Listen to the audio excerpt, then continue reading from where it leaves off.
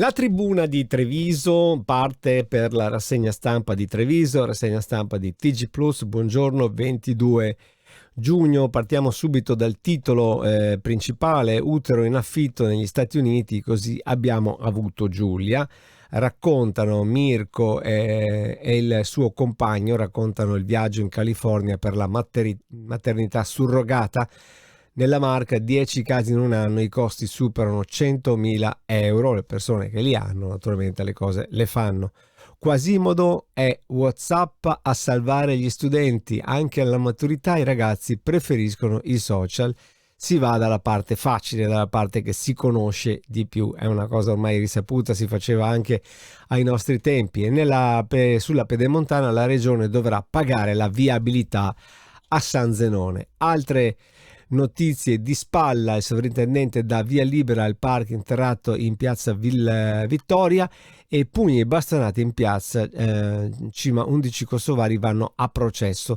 Qui ci sono molte notizie di Spalla. Europa e sindaci: prima di tutto bisogna tutelare i bambini, scelta sbagliata dalla procura perché manca una legge. E Marco Mengoni: amore e divieti non vanno mai d'accordo al suo concerto. Andiamo a vedere su Gazzettino invece che cosa si dice. La notizia principale è quella dell'Europa, la mossa del tesoro. La notizia quella nazionale: il ministero apre a MES, la ratifica nessuna criticità, anzi può rafforzare i BTP, ma Fratelli d'Italia e Lega fermano. Mentre la minaccia all'omicidio: ti pianto col coltello nel cuore, questa è la frase che si è vista anche in altri giornali per quanto riguarda il processo di Padova, di questa, insomma, di Valentina Boscaro. E altre notizie, poi vediamo per esempio qui, aveva ammazzato la moglie, si toglie la vita in carcere. Venezia, ancora un suicidio. A Padova, mamme gay, ora in scontro sull'adozione, ci discrimina. La troviamo anche sui giornali di Padova. Bella invece la fotonotizia che spiega che la sanità del Veneto è la migliore d'Italia. Il rapporto Friuli, promosse solo 8 regioni, il Friuli rimandato, promosse solo 8 regioni, ma il Veneto comunque è una regione che sappiamo che impera nella sanità. Andiamo sul Corriere del Veneto, con i 200 bambini con 2 mamme, domani il corteo, Mengoni in concerto a Leuganeo, nessuno può decidere cos'è la famiglia, anche lui riporta il suo pensiero.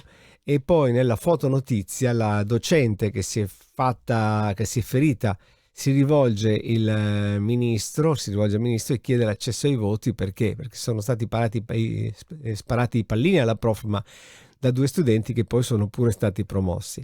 Si parla anche di procura, denuncia in procura contro la Movida, e se ne parla ancora perché se ne è parlato tanto. Adesso fioccano le denunce in procura. Probabilmente viene anche da quella sentenza di Cassazione del caso Brescia. E andiamo a vedere anche la pagina di Treviso, andiamo a vedere quella di Treviso di Notizie Plus. Vedete che anche qui si riporta gli esami di ieri, comunque è un articolo che riguarda ieri sera, la prima prova d'esame di ieri in tutti gli istituti superiori d'Italia.